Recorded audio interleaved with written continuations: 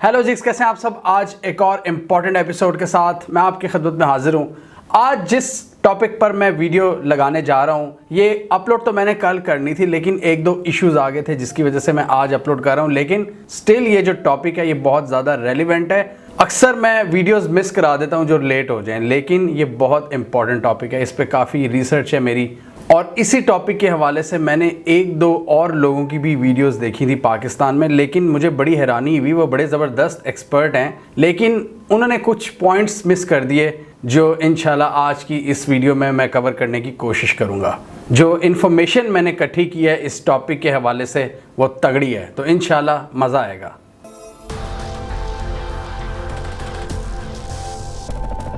तो अभी रिसेंटली एक स्टेटमेंट आई है अफ़गानिस्तान से। तालिबान के जो वज़ीर दिफा हैं, उनके मिलिट्री के कमांडर हैं, सुप्रीम लीडर हैं उनकी मिलिट्री के, मुल्ला याकूब, उन्होंने कहा कि पाकिस्तान ने अपनी जो एयर स्पेस है वो अमरीकियों को दे दी है ड्रोन स्ट्राइक्स के लिए।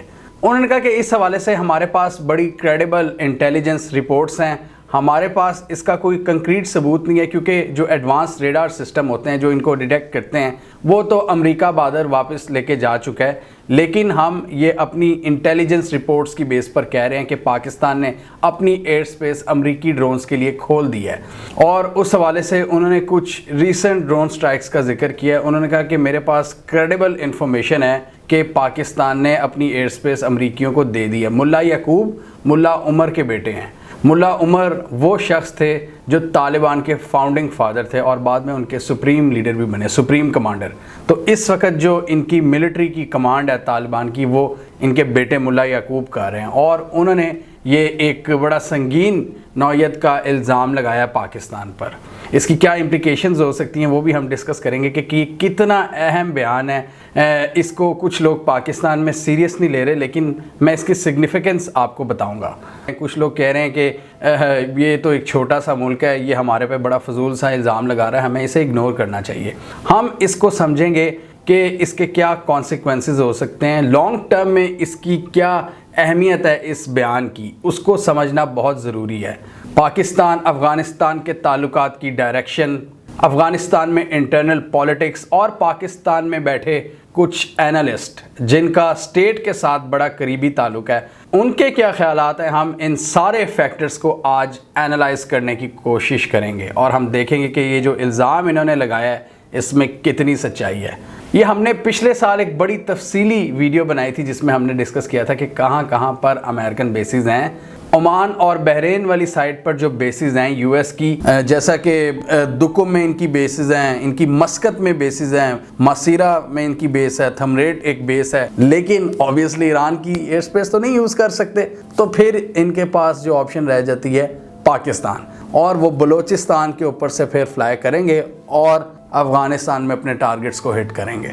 अगर ये ओमान की ऑप्शन को यूज़ करते हैं, जो कि इस वक्त एक्सपर्ट्स कह रहे हैं सबसे वायबल ऑप्शन है यूएस के लिए, सबसे आइडियल ऑप्शन है। पाकिस्तानी एयर स्पेस को यूज़ करते हुए अमेरिका का ड्रोन अटैक्स करना, ये मामला पिछले महीने एकदम गर्म हो गया था जब हमने देखा था एमन उज़्ज़ावारी की हलाकत हुई थी।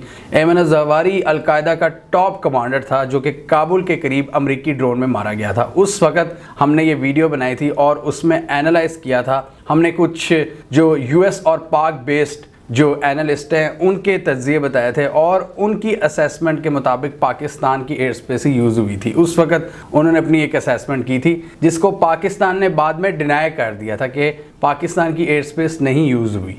तो अब आते हैं मुल्ला याकूब के बयान की जानिब।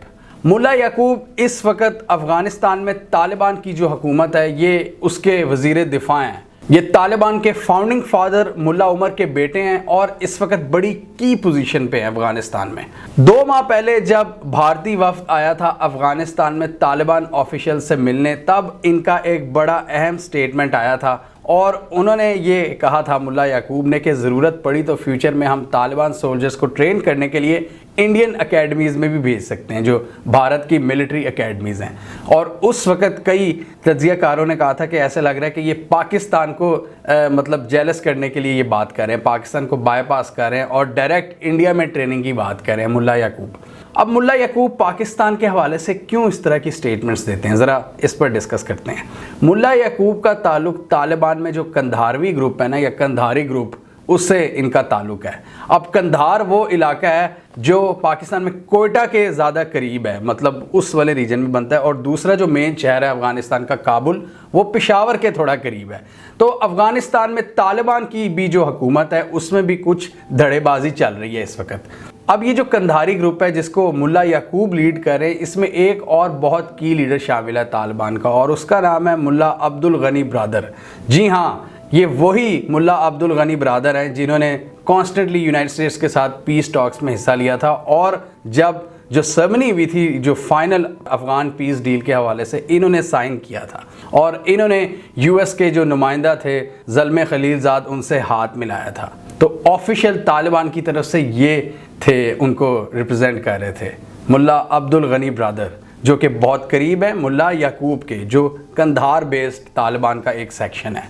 इनको पाकिस्तान ने दहशतगर्दी की जंग के दौरान पकड़ा था, अब मुझे एग्जैक्ट डेट का नहीं पता, 2009-10 में शायद पकड़ा था, और फिर यूएस के ही कहने पर हमने इनको रिलीज़ किया था 2018 में, जब ट्रंप ने इमरान खान से मदद की अपील की थी कि अफ़गान पीस डील में हमारी मदद की जाए। तब मुल्ला अब्दुल गनी ब्रादर को पाकिस्तान ने छोड़ दिया था। तो यहाँ से थोड़ा सा आप अंदाज़ा लगा सकते हैं कि कंधारी ग्रुप के पाकिस्तान के साथ थोड़े से जो ताल्लुकात में चपकलिश है, क्योंकि हमने उनकी लीडरशिप को गिरफ्तार किया हुआ है।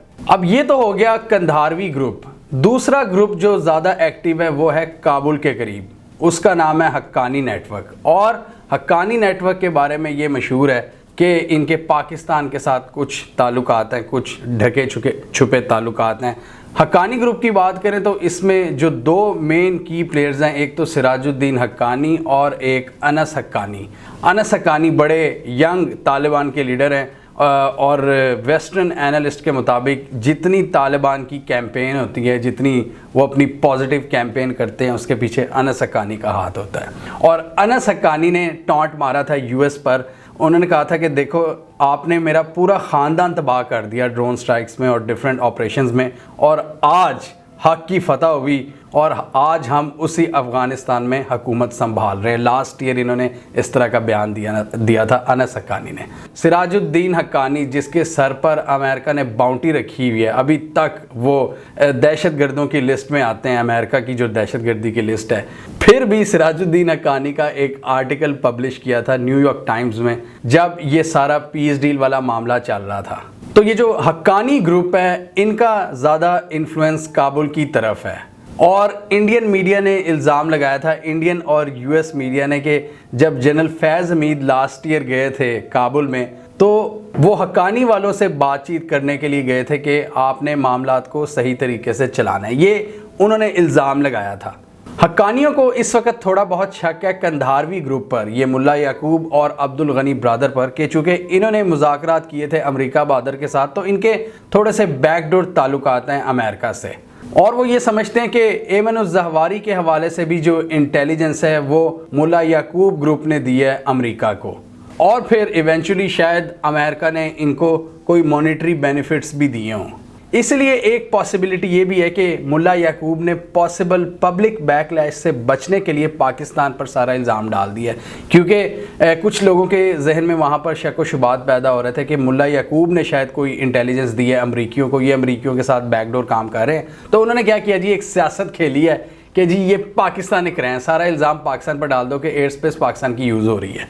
यानी ये जो बयान आया है, इसको आप इस तनाजुर में भी देख सकते हैं कि जो हक्कानीज़ और कंधारवी ग्रुप की इंटरनल पॉलिटिक्स है, तालिबान के अंदर जो सियासत चल रही है, ये उसकी वजह से ये बयान आया है, और उन्होंने इस हवाले से कोई हार्ड एविडेंस भी नहीं पेश किया। अब सवाल ये पैदा होता है कि इतनी एक वीक गवर्नमेंट, मिलिटेंट्स की गवर्नमेंट है, वो हम पाकिस्तान जैसे स्ट्रॉन्ग मुल्क पर इस तरह का इल्ज़ाम लगाने के काबिल क्यों हो रही है। ये एक बहुत बड़ा, मैं इसको फेलियर समझता हूँ पाकिस्तान की फॉरेन पॉलिसी का, और इसको अब हम डिस्कस करेंगे कि ये क्यों इतना गंभीर मामला है। मतलब अफ़गान्स अपनी सियासत में पाकिस्तान को घसीटना शुरू हो गए हैं। हमने ये वीडियो तकरीबन 2-3 माह पहले बनाई थी और उसमें डिस्कस किया था कि पाकिस्तान में जो इस वक्त एक कशमकश जारी है और इस हुकूमत की फटीचर पॉलिसीज़ की वजह से क्या हो रहा है कि अफ़गानिस्तान में भारत स्पेस ले रहा है। मतलब भारत जिस तरह दुम दबा के भागा था अफ़गानिस्तान से, कोई चांस ही नहीं नज़र आ रहा था कि भारत कम बैक करेगा, और भारत ने एग्जैक्टली बिल्कुल मतलब टारगेटेड तरीके से इस पाकिस्तान में मची खलबली का फ़ायदा उठाया है और तालिबान से उन्होंने निगोसिएशन स्टार्ट कर दिए हैं। और उस वक़्त मुल्ला याकूब का बयान आया था कि हमें मौका मिला तो हम भारत की एकेडमीज़ में भी अपने तालिबान सोल्जर्स को तैयार करेंगे। एक बहुत बड़ा एक डिप्लोमेटिक फेलियर है पाकिस्तान के लिए। 4 माह पहले गेम और थी जब इमरान खान का रजीम था और अब मामला टोटल उल्ट हो चुके हैं।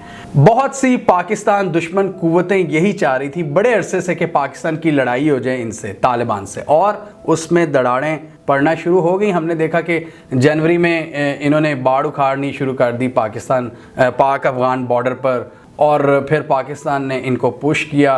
पाकिस्तान ने इनको इस मामले पर तो कायल कर लिया कि ये टीटीपी को किसी हद तक रोकें, और टीटीपी के साथ मुज़ाकरात भी यही लोग करवा रहे हैं। लेकिन उसमें भी ज़्यादा रोल अगर देखा जाए तो काबुल बेस तालिबान का है, जो हक्कानीज़ हैं उनका ज़्यादा किरदार है। पाकिस्तान को ये समझने की ज़रूरत है कि अफ़गानिस्तान हमारे लिए एक नहायत इम्पॉर्टेंट स्ट्रेटिजिक कंट्री है। आप इनको इग्नोर नहीं कर सकते ये कह के कि ये तो जी छोटा सा मुल्क है, ये मिलिटेंट्स हैं, इनको तो कोई तस्लीम नहीं करता। इसकी इम्पॉर्टेंस हमने कई दफ़ा पहले भी बयान की हुई है। पाकिस्तान का जो रीजनल कनेक्टिविटी और रीजनल स्टेबिलिटी का ड्रीम है वो अफ़गानिस्तान के साथ कनेक्टेड है। पाकिस्तान और अफ़गानिस्तान 2 ब्रादर ममालिक हैं। बॉर्डर के इस साइड भी पठान है, बॉर्डर के उस साइड भी पठान है, और दोनों मुल्कों के लोगों में और लीडरशिप में ये कैपेबिलिटी है कि मिलकर अपने मसले हल कर सकते हैं। ये चीज़ हमें बड़ी क्लियरली नज़र आ रही थी कि अब चीज़ें काफ़ी हद तक बेहतर हो जाएंगी, लेकिन नहीं। हमारे यहाँ भी बहुत सी ऐसी नालायकियाँ थीं जिसकी वजह से हमने एक बहुत बड़ी अपॉर्चुनिटी मिस कर दी है। जब 1 साल पहले इत्तेहादी अफवाज अफ़गानिस्तान से निकल रही थी तो पूरे पाकिस्तान में एक खुशी का समा था। वो खुशी तालिबान के आने की नहीं थी, वो खुशी इस बात की थी कि अब अफ़गानिस्तान में एक इंडिजिनस लीडरशिप आएगी जिसके साथ हम अपने ताल्लुकात अच्छे उस्तवार कर सकते हैं, उनके साथ अपनी टर्म्स पर बात कर सकते हैं। मतलब उसमें कोई फॉरेन इन्वॉल्वमेंट नहीं होगी। जो इतना बड़ा एक इंटेलिजेंस नेटवर्क था, यहाँ पर पूरी दुनिया की इंटेलिजेंस एजेंसीज काम कर रही थी, वो अब चली गई हैं। इस चीज़ की हमें खुशी थी कि हमने अपने भाइयों से मामला हल करने थे। जो वो पुतिन ने नहीं कहा था कि रीजन के मसले अब रीजन में ही हल होंगे। तो ये बड़ा एक गोल्डन अपॉर्चुनिटी थी पाकिस्तान के पास, और इस हवाले से चाइना और रशिया भी बड़ा ज़बरदस्त काम कर रहे थे। पाकिस्तान की स्टेट की भी डायरेक्शन बड़ी अच्छी जा रही थी, लेकिन सब कुछ बदल गया है, और क्यों बदला है वो समझ से बाहर है। और इसमें एक चीज़ तो क्लियर नज़र आती है कि साजिश जो बाहर की हुई है वो बड़ी कामयाब साजिश हुई है, और उसको हमारे जो अंदर यहाँ के लोग थे वो रोक नहीं सके। और वेरी सॉरी टू से इस वक्त हमारा जो फॉरेन मिनिस्टर है वो बिल्कुल इमेच्योर पर्सन है। उसको अफ़गानिस्तान की अहमियत का अंदाज़ा ही नहीं है। उससे जब ये सवाल पूछा गया ना कि ये मुल्ला याकूब के इल्ज़ाम के हवाले से, तो उसको बड़ा केयरफुली इसको हैंडल करना चाहिए था। वो टॉन्ट मारना शुरू हो गया अफ़गानिस्तान को कि जी अफ़गानिस्तान की सरजमीन दहशतगर्दी के लिए यूज़ नहीं होनी चाहिए। ये उस तरह के टॉन्ट्स हैं जो इंडिया हमारे पर लगाता होता है। और अभी थोड़े दिन पहले राना सनाउल्लाह ने भी अफ़गानिस्तान को दुश्मन मुल्क करार दिया है। तो ये है इस गवर्नमेंट का विजन, इस गवर्नमेंट की अप्रोच। ये जो करंट गवर्नमेंट है, इनको बिल्कुल जियो पॉलिटिक्स का कोई आइडिया नहीं है। राना सनाउल्लाह इंटीरियर मिनिस्टर है तो वो काम सिर्फ इमरान खान या पीटीआई के खिलाफ उसने वो करता है। उसकी सारी जो एनर्जीज है वो वहाँ पर फोकस हैं। तो ये तो आपके मुल्क का हाल है कि आपका वज़ीर दाखिला अफ़गानिस्तान को एक दुश्मन मुल्क करार दे रहा है और बाद में वजाहतें देता फिर रहा है। आपका जो फॉरेन मिनिस्टर है वो उनको टॉन्ट मारता फिर है दहशतगर्दी के हवाले से। इसको बड़ा केयरफुली यार आप लोग मैनेज करें। आपका ऑलरेडी ईस्टर्न बॉर्डर डिस्टर्ब्ड है, आपको वेस्टर्न बॉर्डर सिक्योर करना है, वहाँ पर ताल्लुकात अच्छे करने हैं। क्यों? क्योंकि पाकिस्तान का रीजनल कनेक्टिविटी और स्टेबिलिटी का एक ख्वाब है, एक बहुत बड़ा विजन है। ये इतना बड़ा विजन है ना पाकिस्तान का, जितना चाइना का 1 बेल्ट 1 रोड का जो विजन है ना, जो BRI का प्रोजेक्ट है, पाकिस्तान का ये उसी लेवल का एक ड्रीम था जो पाकिस्तान की स्टेट ने हमें बताया था, और हम उसको मार्केट करते थे। हम उसको बार बार कि कोई 1 रुपया लिए बगैर हम उसको प्रोपेगेट करते थे। लेकिन अब वो विजन का है। अब हमारा फॉरेन मिनिस्टर क्या कह रहा है, अब हमारा वज़ीर दाखिला क्या कह रहा है, हम किसकी माने? मुझे ये बताएं। अफ़गानिस्तान को दोस्त बनाना आपके फ्यूचर के लिए बहुत ज़रूरी है, और ये हमारी फॉरेन पॉलिसी का एक बहुत बड़ा ब्लंडर है, एक बहुत बड़ी नाकामी है कि आज अफ़गान तालिबान अपनी सियासत में आपका नाम यूज़ कर रहे हैं, आपको गंदा कर रहे हैं पूरी दुनिया के सामने। ये नौबत आ गई है आपकी। पहले तालिबान बड़ा सोच समझ के आपका नाम लेते थे, पिछले 2-3 साल की बात करें, क्योंकि आपने उनके साथ एक बना के रखी हुई थी। तालिबान हमारे फुफ्फी के बेटे नहीं हैं। अफगानिस्तान में जो भी इंडिजिनस लीडरशिप आएगी, पाकिस्तान की ज़रूरत है उसका साथ देना, चाहे वो तालिबान हो, चाहे वो हामिद करज़ई हो, चाहे वो अब्दुल्ला हो। लेकिन एक उम्मीद पैदा हुई थी कि अमेरिका चूँकि निकल गया है, इंडिया का इन्फ्लुएंस ख़त्म हो गया है या कम हो गया है, तो अब हमारे पास बड़ी एक आइडियल अपॉर्चुनिटी थी कि अपने पार्टनर्स के साथ मिलकर वहाँ पर एक फ्यूचर का ख्वाब देखते, एक ज़बरदस्त कैंपेन का आगाज़ करते, जिसका अल्टीमेट गोल क्या था? पीस, कनेक्टिविटी और सिक्योरिटी, ट्रेड। हमने अफ़गानियों को नाराज़ नहीं करना, वो हम पर डिपेंड करते हैं और हम उन पर डिपेंड करते हैं, क्योंकि इस वक्त पूरी दुनिया उनको मुंह नहीं लगा रही। वेस्ट ने तो टोटली अबैंडन कर दिया वह तालिबान के नाम पर कि जी तालिबान की हुकूमत है, हम तो उनकी मदद नहीं करेंगे। वेस्ट उनकी लोकल जो रियलिटीज़ हैं वो नहीं समझता, सीधी सी बात है। और दूसरी तरफ हमें अफ़गानिस्तान की क्या ज़रूरत है? वो जो स्ट्रेटेजिक डेप्थ की बात होती है ना, वो स्ट्रेटेजिक डेप्थ यही है कि अफ़गानिस्तान में अमन हो और हमें रास्ता मिले सेंट्रल एशिया से कनेक्ट करने का, अफ़गानिस्तान के रास्ते, और तालिबान उसको सिक्योरिटी दें। ये है हमारा ड्रीम, म्यूचुअली बेनिफिटेड एक रिलेशनशिप है। आप इसमें सारे एलिमेंट्स भूल जाएं, सिर्फ इसमें फ़ायदे को देखें तो आपको बहुत ज़्यादा इसमें एक बड़ा विजन नज़र आएगा, बहुत बड़े बड़े फ़ायदे नज़र आएंगे अगर अफ़गानिस्तान आपके साथ हो जाता है, जिसमें फ़ॉरेन इंटरवेंशन ना हो और जिसमें पार्टनर जो रीजनल ममालिक हैं वो साथ मिलकर चलें, जो काम कर रहा था इमरान खान पुतिन और चाइना के साथ। लेकिन बहुत ही अफसोस की बात है कि आपकी जो प्रो वेस्ट रूलिंग एलीट है ना, वो वेस्ट की खुशनुदी के लिए अपने नेबर्स के साथ ताल्लुकात को बिगाड़ रही है। ये हमारे लिए बहुत बड़ी बदकिस्मती है कि आपकी अशराफिया सिर्फ अमेरिका बहादुर की तरफ देख रही है और उनको माई बाप समझती है। अमेरिका के अलावा इनको कुछ नज़र ही नहीं आता, इनको रीजनल ममालिक नज़र ही नहीं आते, इनको चाइना, रूस, अफ़गानिस्तान, सेंट्रल एशिया, तुर्की ये नज़र ही नहीं आते। जो पॉलिसीज़ हम पिछले 3-4 साल से देख रहे थे, जो स्ट्रेटेजिक गेन्स हमने हासिल किए थे पिछले 3-4 सालों में, उनको एक एक करके ख़त्म किया जा रहा है।